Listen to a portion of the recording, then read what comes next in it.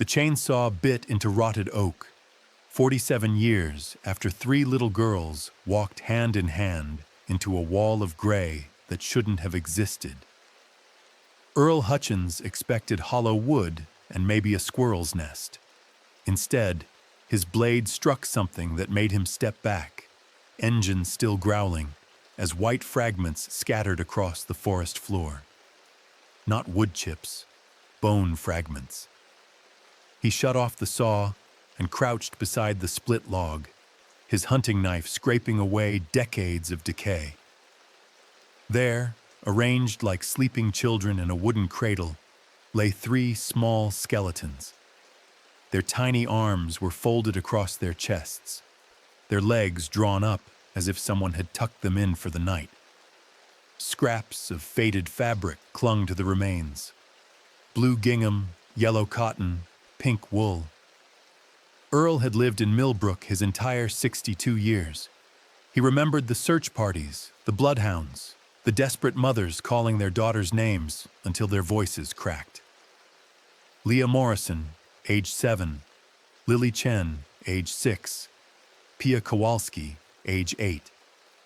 The fog had taken them on October 13th, 1925.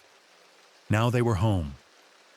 Mill Creek gurgled past the schoolhouse where Lia Morrison pressed her nose against the window glass, watching October clouds gather like bruises above the Connecticut hills.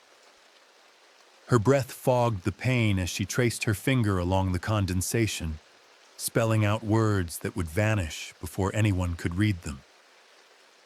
"Stop daydreaming," Miss Carter called from the front of the classroom. "Arithmetic won't learn itself." 7-year-old Lia turned back to her slate, but her mind wandered to the stories her grandmother whispered about the old forest beyond Miller's Ridge. Tales of gray mists that rolled up from nowhere, carrying voices that spoke in languages older than English, older than the Puritan settlements that had carved this town from wilderness 3 centuries ago. Beside her, Lily Chen worked her multiplication tables with the quiet precision her father demanded. 6 years old and already fluent in 2 languages, Lily translated between worlds. English at school, Mandarin at home in the rooms above Chen's general store. Her black hair was plaited into 2 neat braids that swayed as she bent over her work. Behind them both sat Pia Kowalski, 8 years old and fierce as a barn cat, her wild blonde curls barely contained by her mother's morning efforts with brush and ribbon. Pia's slate showed more doodles than numbers. Trees with twisted branches, clouds with faces, figures dancing in what might have been mist or smoke. October 13th, 1925 dawned crisp and clear. None of them knew it would be their last day at school. The morning passed in the usual rhythm of recitation and writing practice. At noon, the children spilled into the schoolyard with their lunch pails, grateful for the autumn sunshine after 3 days of cold rain. Lia shared her mother's apple butter sandwiches. Lily offered rice cakes that her classmates eyed with curiosity but rarely tasted. Pia wolfed down thick slabs of Polish rye bread, slathered with her Babcia's plum preserves. "Look," Pia whispered, pointing toward the tree line where Miller's Ridge rose against the sky. "The fog's coming back." They watched it roll down the hillside like water, gray and thick and moving against the wind. Other children noticed too, chattering with excitement about the strange weather. But Miss Carter rang the bell early, herding everyone inside with unusual urgency. "Just a bit of mist," she said, but her voice carried an edge that made the older students exchange glances. By 2 o'clock, the fog had reached the edge of town. The mist crept down Main Street like something alive, swallowing the Methodist church first, then the post office, then Chen's general store where Lily's father stood in the doorway watching the gray wall advance. It moved too slowly to be natural weather, too purposefully to be random atmospheric pressure. School dismissed an hour early. "Straight home," Miss Carter told each child as they filed out. "No dawdling, no detours. This fog's thicker than it looks." Most children obeyed, hurrying toward familiar front doors before the gray could claim them. But Lia Morrison lived on the far side of Miller's Ridge, a 20-minute walk that would take her directly into the fog's path. Lily Chen's apartment sat above the general store, already invisible in the gray, and Pia Kowalski's house lay 2 streets over, past the cemetery where old headstones jutted from the ground like broken teeth.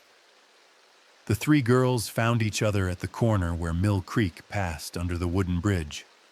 The fog hung 10 feet away, close enough to touch, a wall of gray that seemed to breathe. "My Babshia says fog like this brings messages," Pia whispered. "Messages from who?" Lily asked. "The ones who came before." Lia studied the mist's strange behavior, how it held its shape despite the wind, how it seemed to pulse with its own internal rhythm. Her grandmother's stories echoed in her memory.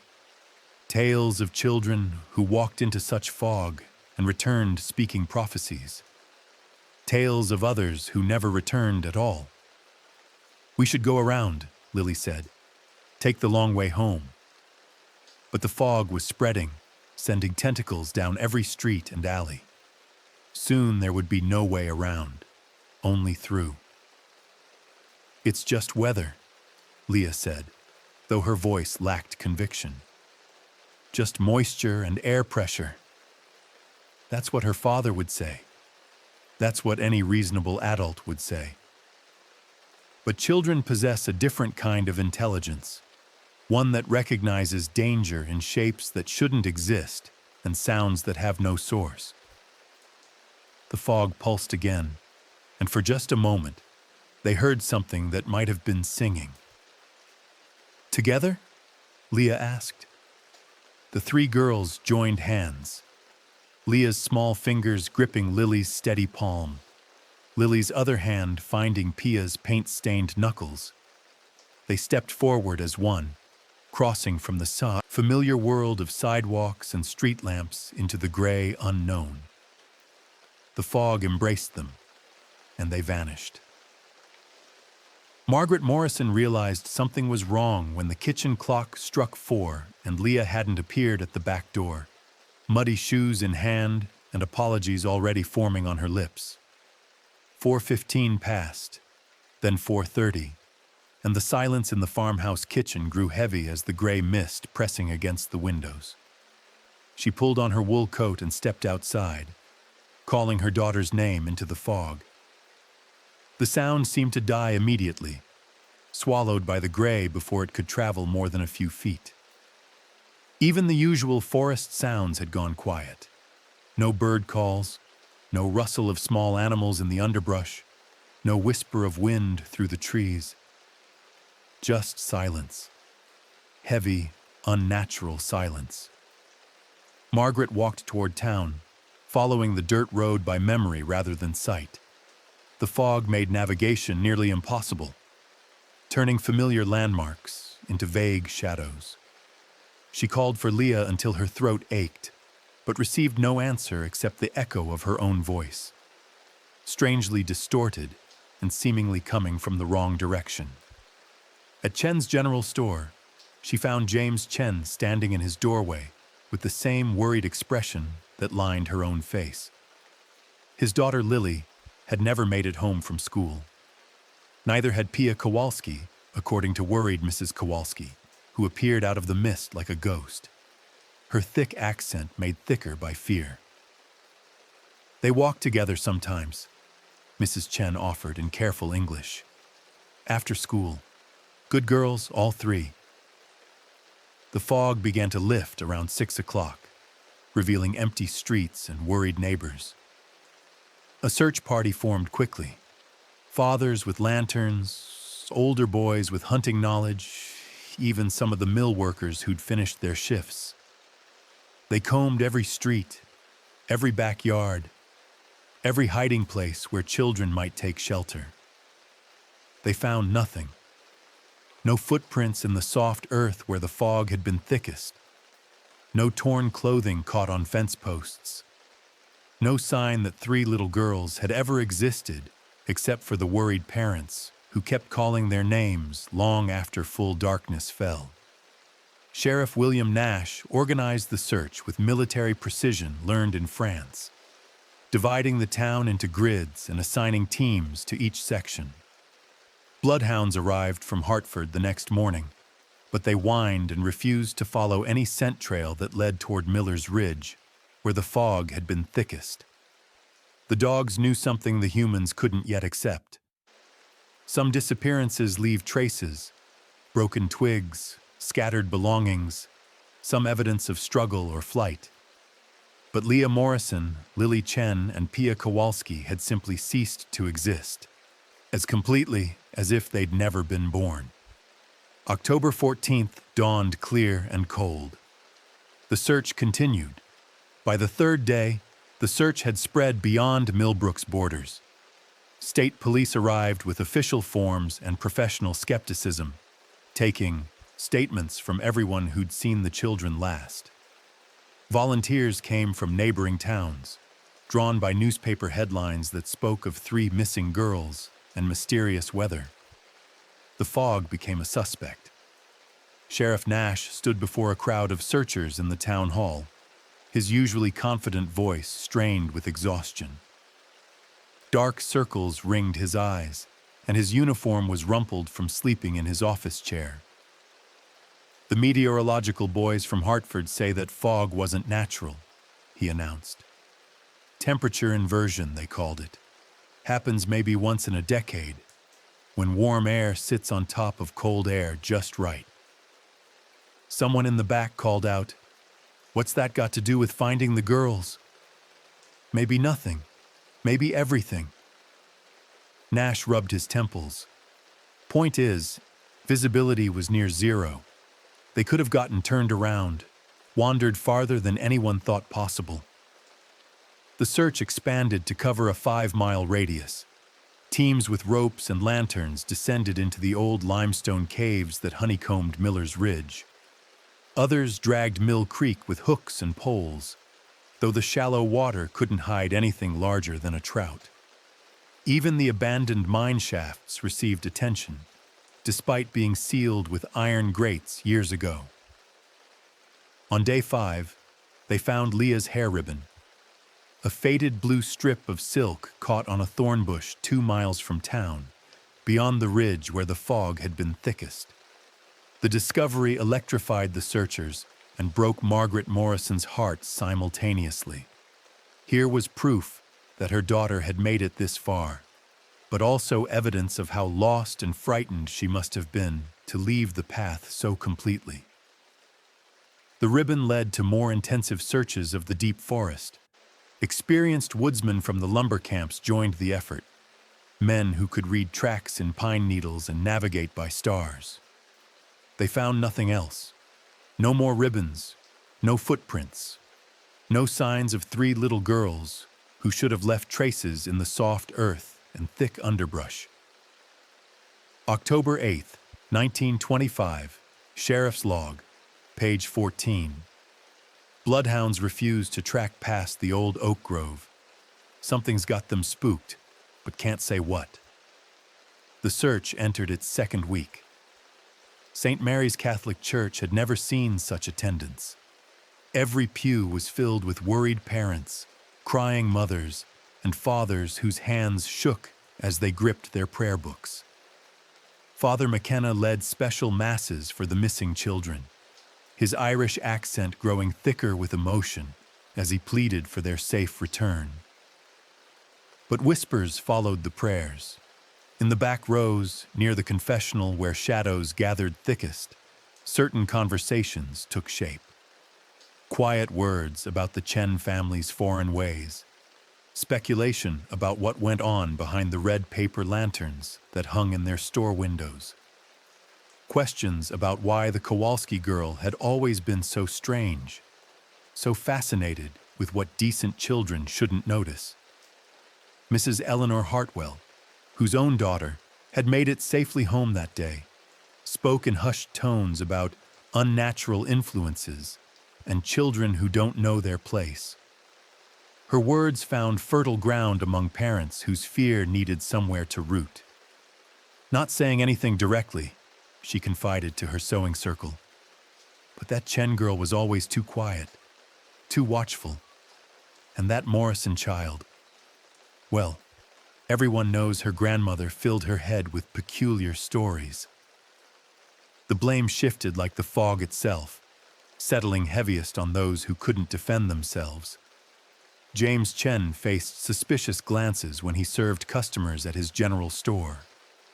Lily's Chinese heritage, unremarkable in a town that prided itself on tolerance, suddenly became the subject of sideways looks and whispered theories. Mrs. Kowalski endured worse treatment. Her thick Polish accent and old country superstitions made her an easy target for speculation. When she mentioned that Pia had seemed troubled by dreams in the days before the disappearance, certain listeners twisted her words into something darker. Always knew that child was touched, Eleanor Hartwell declared. Saw things that weren't there, spoke to people who weren't real, probably led the other two astray. But Margaret Morrison faced the cruelest whispers of all. Her family had lived in Millbrook for 4 generations, but her grandmother had been known for her knowledge of herbs and weather signs. Some called it folk wisdom. Others used different words. The fog had taken 3 children. The town began to devour their families. What would you do if your neighbor's grief transformed into suspicion? If desperate parents needed someone to blame for the inexplicable? If the very differences that made your community rich became weapons in the hands of fear? Sheriff Nash watched the town's mood darken like storm clouds gathering strength. He'd seen similar patterns during the war, how fear could poison good people, turn them against each other when the real enemy remained invisible and untouchable. He kept searching, but he also started carrying his service weapon, even in town. November brought the first snow and a dozen false sightings. 3 girls matching the descriptions were spotted in Hartford, Bridgeport, even as far away as Boston. Each report sent Sheriff Nash racing across Connecticut with a heart full of desperate hope, only to return empty-handed and more exhausted than before. The girl in Hartford turned out to be visiting cousins from Pennsylvania. The Bridgeport sighting was 3 sisters whose mother had simply dyed their hair darker for winter. The Boston report led Nash to a Catholic orphanage where 3 recently arrived children spoke only Italian and bore no resemblance to the missing girls beyond their approximate ages. Each false lead carved deeper wounds in the parents' hearts.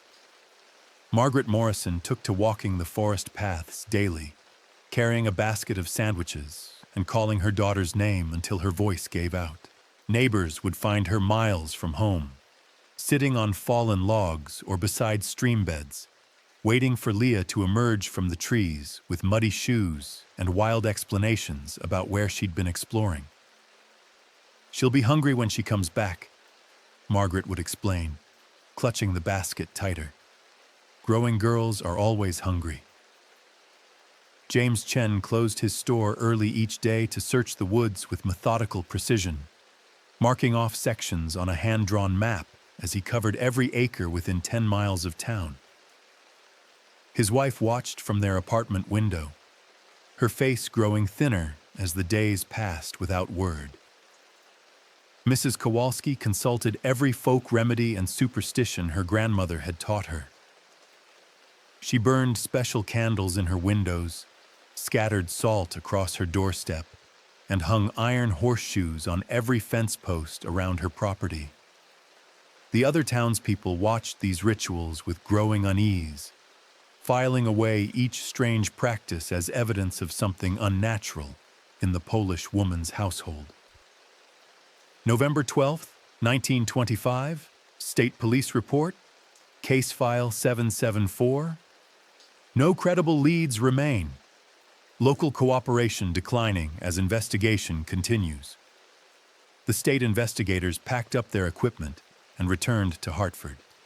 The volunteer searchers from neighboring towns stopped coming. Even the newspaper reporters found other stories to chase.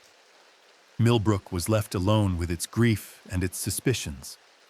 But the forest kept its secrets, and the winter deepened around them all. She arrived on the afternoon train from New York City, a woman of indeterminate age wearing black veils and carrying a leather satchel that clinked with glass bottles and metal implements. Madame Theodora claimed to possess the ability to speak with spirits, to bridge the gap between the living world and whatever lay beyond the fog. Someone, no one later admitted to the invitation, had contacted her about the missing children. Sheriff Nash met her at the train station with barely concealed skepticism. He'd dealt with fortune tellers and spiritualists before, usually women looking to profit from other people's desperation. But the parents had heard about her arrival through the mysterious networks that carry such news, and their hope proved stronger than his professional doubts. "I require complete silence," Madame Theodora announced in an accent that might have been European or might have been theatrical. "The children's spirits are trapped between worlds. They call out, but the living cannot hear." She set up her equipment in the town hall after dark. Candles arranged in precise patterns, a round mirror that reflected shadows more than light, cards with symbols that predated Christian imagery. The parents gathered in a nervous circle while the medium began her ritual. The candles flickered without wind. The mirror showed shapes that moved independently of the people gathered around it. And when Madame Theodora began to speak, her voice changed in ways that made even Sheriff Nash's hair stand on end. "They are cold," the medium whispered. Her eyes rolled back until only whites showed. "So cold and so afraid. The gray place holds them fast, but they fight to return." Margaret Morrison gripped her husband's hand until her knuckles turned white. "Ask them where they are. Ask them how to find them." The medium's head tilted at an unnatural angle. The place between mist and memory. The hollow where light cannot reach. They sleep now, but they dream of home. More questions followed, but the answers grew vaguer and more disturbing. References to the watchers in the gray and voices from before the cutting of the trees that meant nothing to the desperate parents, but everything to anyone familiar with the oldest stories told around Millbrook's winter fires. When the session ended, Madame Theodora packed her equipment with shaking hands and refused payment beyond train fare back to New York. "Some places," she whispered to Sheriff Nash, "are better left unexplored. Some fog never lifts." She was gone by morning, but the session had revealed something crucial, something that would matter decades later when hunters found 3 small skeletons arranged like sleeping children in a hollow log. The missing girls weren't just lost, they were hidden. December snow covered the search trails and buried any evidence that might have survived the autumn rains. The official investigation moved from active to cold case, filed away in manila folders that gathered dust in the county courthouse. But unofficial searches continued, led by parents who couldn't accept that their children had simply vanished into nothing. The fog returned 3 more times that winter. Each occurrence brought the same unnatural behavior: gray walls that moved against the wind, silence that swallowed sound, and the persistent feeling that something watched from within the mist. No children disappeared during these episodes, but several adults reported hearing voices calling their names from inside the gray, voices that spoke in languages they didn't recognize. Dr. Edmund Hale arrived from the State University in January to study the meteorological anomaly. He set up weather instruments on Miller's Ridge and monitored atmospheric conditions with scientific precision. His preliminary findings suggested that the area experienced unusual electromagnetic activity, possibly related to underground mineral deposits or geological instability. Perfectly natural phenomenon, he assured the town council. Unusual, yes, but explainable through proper atmospheric science.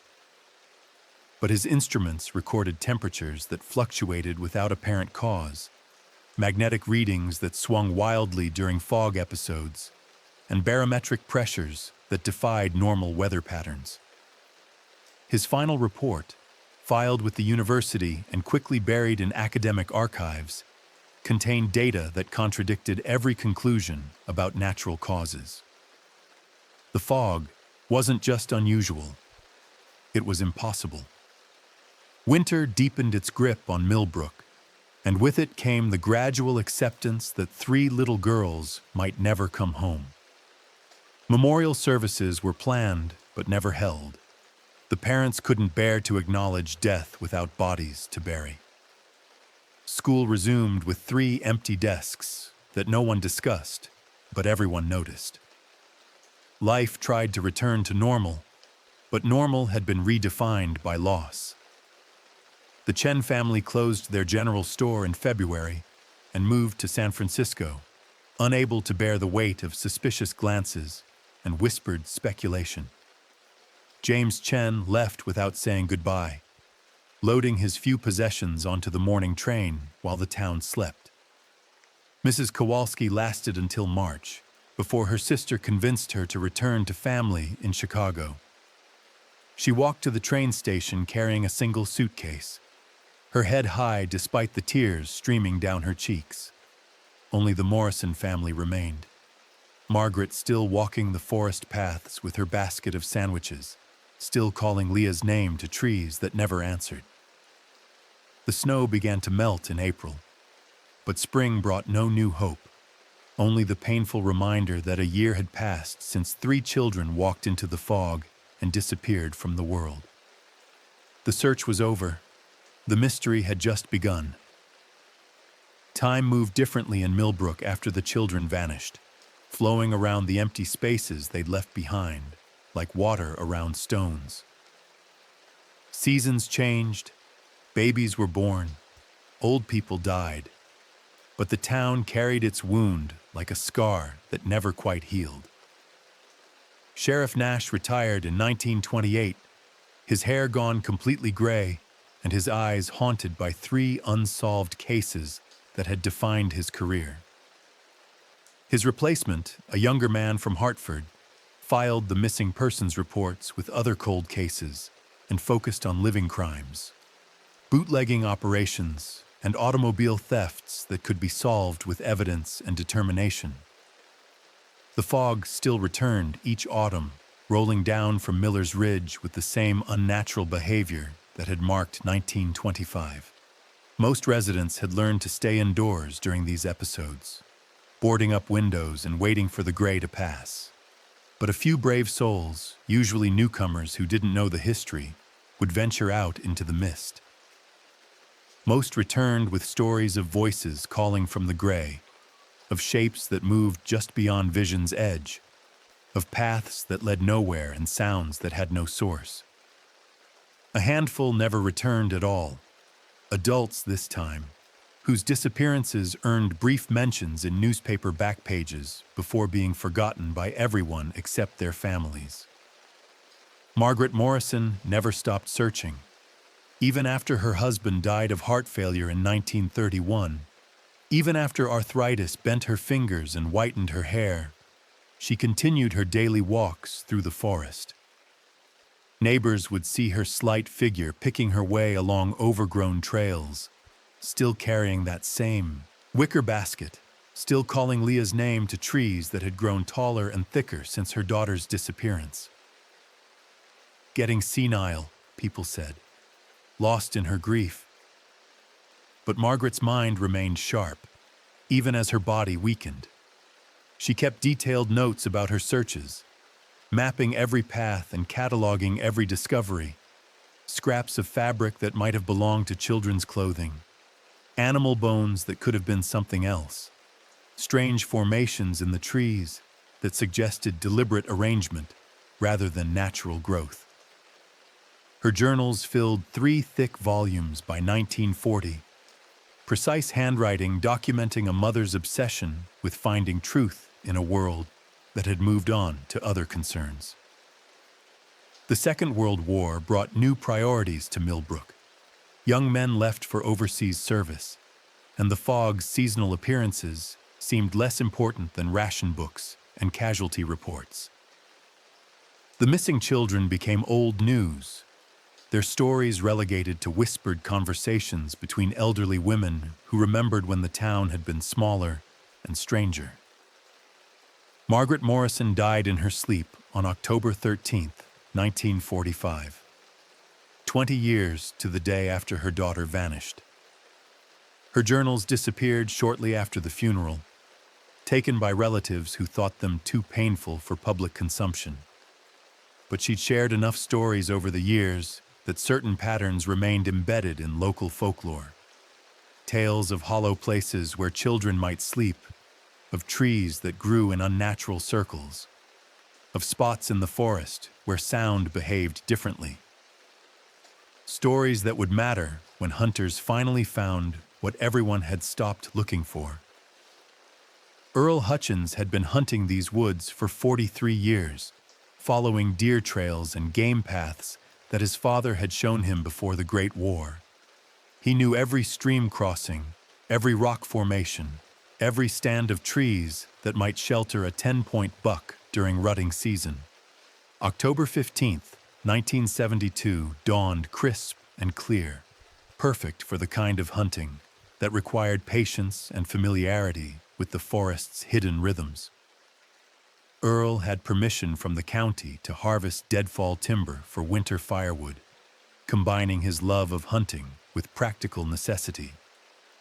The old oak had been dying for years, weakened by lightning strikes and insect damage until it finally toppled during a summer thunderstorm.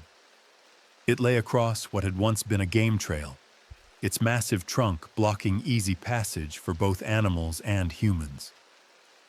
Earl brought his chainsaw to clear the obstruction, planning to split the wood into manageable pieces for his fireplace. He'd cut halfway through the trunk when his blade struck something that shouldn't have been there. The chainsaw bucked in his hands, throwing off white fragments that scattered across the forest floor like strange confetti. Earl shut off the engine and examined the cut, expecting to find metal hardware or stones embedded in the wood. Instead, he discovered that the oak was completely hollow, its heartwood rotted away to leave a cavity large enough for... He dropped to his knees beside the split log, brushing away sawdust and wood chips with trembling hands. There, revealed in the afternoon sunlight that filtered through autumn leaves, lay 3 small skeletons arranged with careful precision. Their bones were tiny, delicate as bird bones, but unmistakably human. Scraps of fabric still clung to the remains. Blue gingham that might have been a school dress, yellow cotton from a child's blouse, pink wool from a hand-knitted sweater. The skeletons were positioned as if sleeping, their small arms folded across their chests, their legs drawn up in fetal comfort. Someone had placed them there. Someone had arranged them with love and terrible purpose. Earl Hutchins had lived in Millbrook his entire life. He remembered the search parties, the bloodhounds, the desperate parents who'd never stopped believing their children might return. He remembered Margaret Morrison walking these same woods year after year, calling Lia's name to trees that held secrets too deep for the living to understand. He sat back on his heels and stared at the tiny bones that represented 47 years of unanswered questions. 3 little girls who'd walked into fog and never emerged. 3 families destroyed by loss and suspicion. 3 empty graves that could finally be filled. The hollow log had kept its vigil. Now it was time to bring the children home. Earl Hutchins reached for his radio with shaking hands, and called the sheriff's office, his voice cracking as he tried to explain what couldn't quite be explained. How 3 skeletons had come to rest inside a tree that had been growing when they disappeared. How children who'd vanished into supernatural fog had ended up in a natural tomb that shouldn't have been able to hold them. The mystery had found its heart. But the questions were just beginning. Sheriff Robert Kane arrived at the hollow log site within an hour, followed by the county coroner, 2 state police investigators, and a photographer who documented every angle of the impossible discovery. They worked in careful silence, treating the scene with the reverence owed to both crime victims and archaeological findings. Dr. Patricia Wells from the State Medical Examiner's Office supervised the careful extraction of the remains. Each bone was photographed in position before being placed in special containers for transport to the forensics laboratory. The fabric scraps received similar treatment, though decades of exposure to moisture and insects had reduced most clothing to mere threads. Preliminary examination suggests 3 female children, ages approximately 6 to 8 years, Dr. Wells reported to the gathered officials. Cause of death cannot be determined from skeletal remains alone, but there's no obvious evidence of trauma. No broken bones, no cut marks, no signs of violence. Sheriff Kane studied the hollow log with professional skepticism. The cavity was roughly 6 feet long and 18 inches wide at its broadest point, large enough to hold 3 small children, but too small for anyone larger to have placed them there without disturbing the careful arrangement of their remains. How long would it take for a tree to grow around something like this? He asked. The state forestry expert who'd been called to examine the oak consulted his notes and measuring tools. Based on growth ring analysis, this tree was approximately 45 years old when it fell. The hollow appears to be natural, caused by heart rot that began sometime in the 1930s or 40s. The mathematics created an impossible timeline. If the tree began rotting in the 30s, then the cavity existed when the children disappeared in 1925. But if the hollow formed after their disappearance, then their remains couldn't have been placed there immediately after death. Someone had moved the bodies. But when? And how had they accessed a cavity that appeared to have no external opening until the chainsaw split the trunk? October 21st, 1972. Forensics report. Case file 141412. Examination reveals no evidence of recent disturbance. Soil beneath remains shows normal decomposition patterns, consistent with 4 to 5 decades of burial.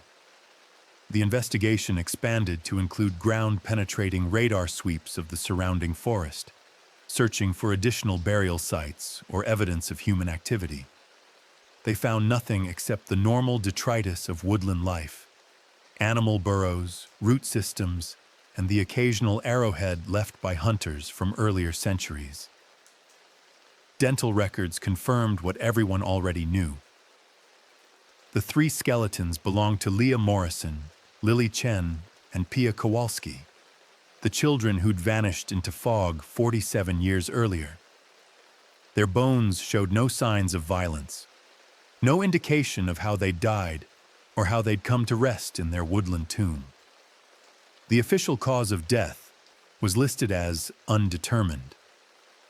The unofficial speculation filled coffee shops and church meetings throughout Millbrook, as residents struggled to reconcile physical evidence with metaphysical impossibility. 3 children had walked into supernatural fog and emerged decades later from a natural hollow, arranged as if sleeping peacefully after nearly 5 decades of absence. Some mysteries, the older residents whispered, weren't meant to be solved. They were meant to be remembered. The breakthrough came from an unexpected source. Margaret Morrison's missing journals, discovered in her sister's attic during an estate sale in November of 1972. The new owners of the Morrison property found the 3 volumes wrapped in oilcloth, hidden beneath winter coats that still smelled of lavender and grief.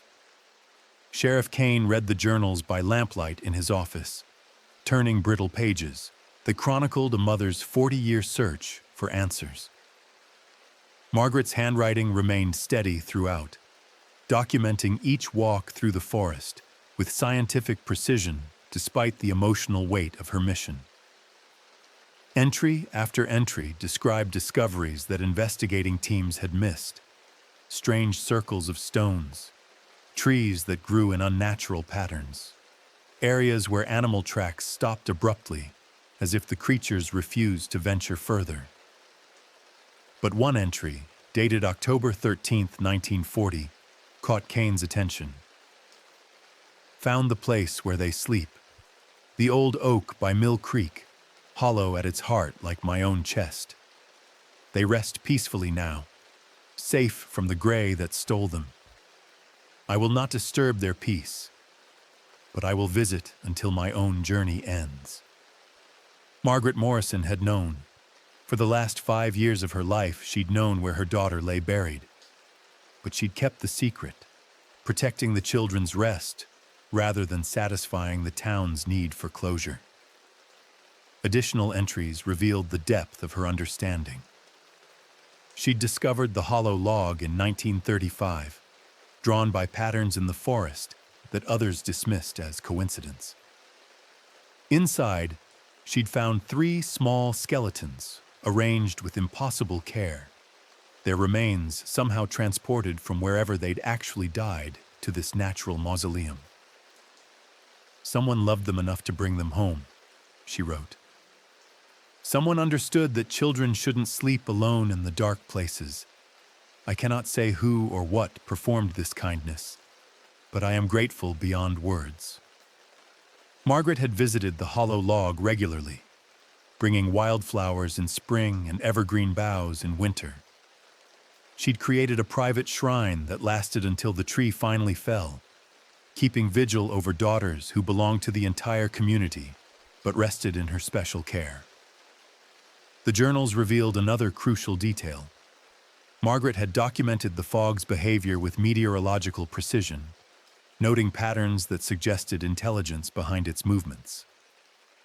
The mist didn't arrive randomly. It came when children were vulnerable, when adult attention was elsewhere, when conditions were perfect for unexplained disappearances. November 3rd, 1938, something watches from the gray. Something that remembers when the forest was wild and the first people lived in harmony with mysteries we've forgotten. It took our daughters not from malice but from ancient obligation, returning them when the debt was paid. Margaret Morrison had solved the mystery decades before anyone else knew there was a mystery to solve. But her solution raised more questions than it answered, questions that would follow the 3 families to their own graves and beyond. The fog had taken the children. Something else had brought them home. St. Mary's Catholic Church had never hosted a funeral for 3 children simultaneously. But Father McKenna, now elderly and white-haired, rose to the occasion with dignity, earned through decades of ministering to grief.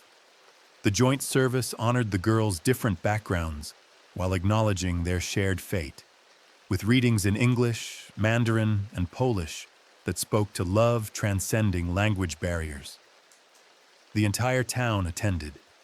Even those who'd whispered cruel theories about foreign influences and unnatural children came to pay respects to 3 little girls who'd simply walked into the wrong weather at the wrong time.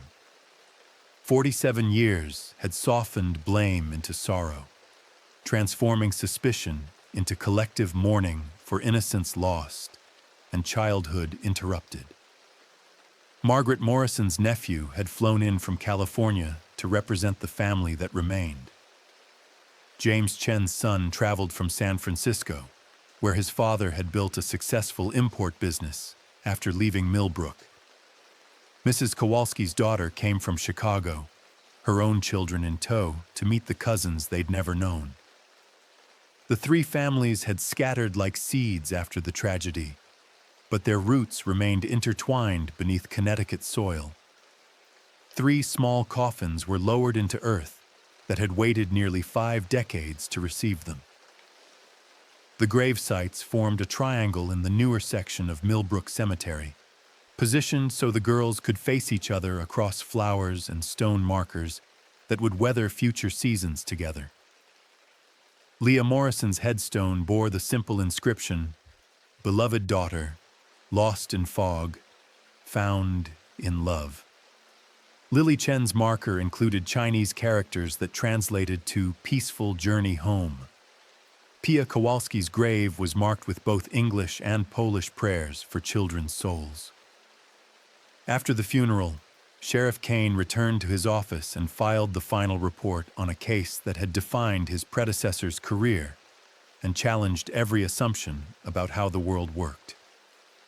The official conclusion listed the deaths as accidental, though the circumstances remained unexplained. The hollow log was removed from the forest and burned in a private ceremony attended only by Earl Hutchins and the few remaining residents who remembered the original search.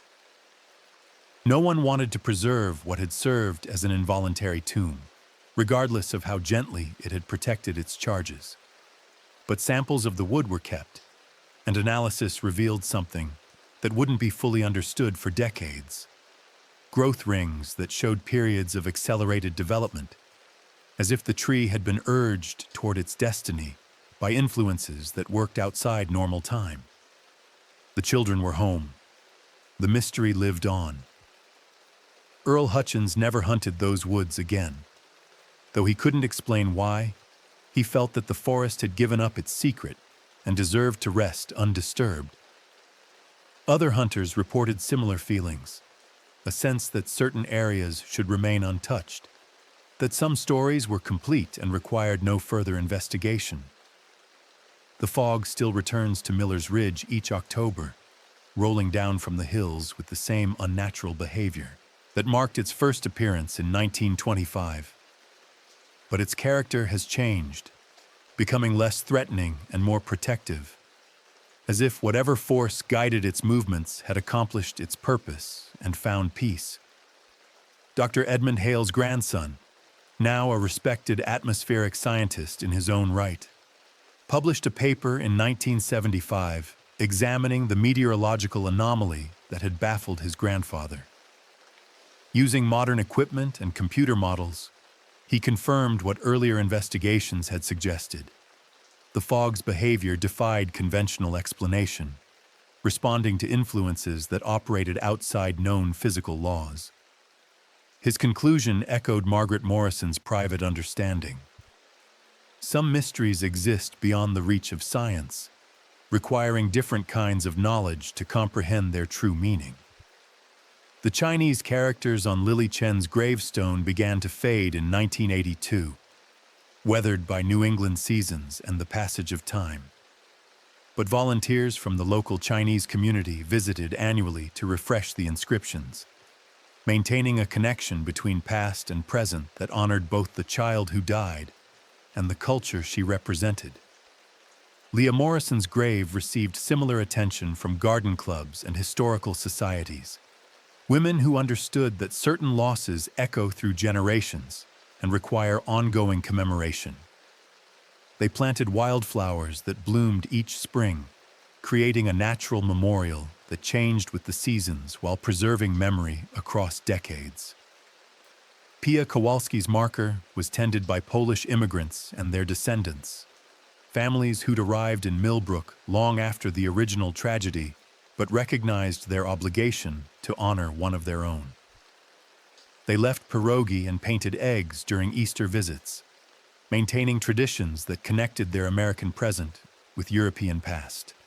The 3 graves formed their own small community within the larger cemetery, visited regularly by people who'd never known the children, but understood that some stories transcend individual experience to become part of collective memory. In 1995, exactly 70 years after the disappearance, the Millbrook Historical Society erected a small monument near the cemetery entrance. The bronze plaque bore simple words. In memory of Lia Morrison, Chen, and Pia Kowalski, children who walked into mystery and found their way home. The fog continues its annual visits, and sometimes, on the clearest October nights when the mist has lifted and stars shine bright above Miller's Ridge, residents claim to hear the distant sound of children's laughter carried on wind that smells of autumn leaves and time itself. 3 children walked into fog in 1925 and disappeared from the world of the living into something deeper and stranger than death. They slept in hollow wood for 47 years, protected by forces that understood love transcends physical presence and home calls to every soul, regardless of distance. Their discovery brought closure to families scattered by tragedy and suspicion, healing wounds that had festered across decades of unanswered questions. But it also confirmed what the oldest residents had always suspected, that Millbrook existed at the intersection of natural and supernatural, where mist could carry children between worlds and trees could grow around mysteries too profound for ordinary understanding. The 3 girls rest together now in earth that has embraced their bones and stories that have become part of local folklore. Their names are carved in stone and memory, preserved by communities that recognize their obligation to remember what couldn't be fully explained or completely forgotten. And on October 13th each year, when the fog rolls down from Miller's Ridge with its peculiar intelligence and impossible behavior, children throughout Millbrook are called inside early by parents who remember old stories about weather that thinks and mist that chooses its own victims. Some disappearances echo forever, their questions reverberating through time like voices calling from gray places where light cannot reach. But love echoes too, arranging small bones with infinite care and guiding lost children home through paths that exist only in the space between mystery and memory. The hollow log is gone, but the story it protected remains. A reminder that some secrets are kept not to hide truth, but to preserve it, waiting for the right moment to reveal what was never really lost, only sleeping in the quiet places where forgotten things dream of home. Subscribe if you want the next deep dive.